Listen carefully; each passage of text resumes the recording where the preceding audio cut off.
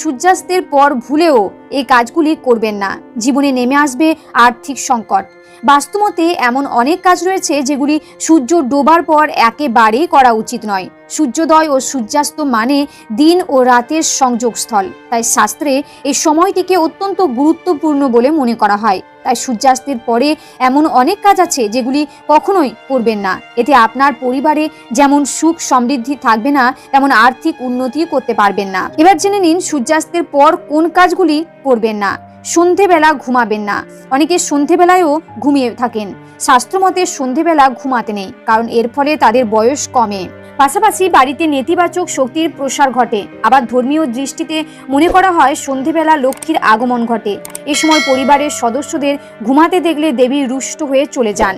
সূর্যাস্তের পর বাড়িতে ঝাঁট দিতে নেই। সূর্যাস্তের পর কখনো বাড়িতে বা উঠোনে ঝাঁট দিতে নেই, কারণ এটি আর্থিক অনটনকে স্বাগত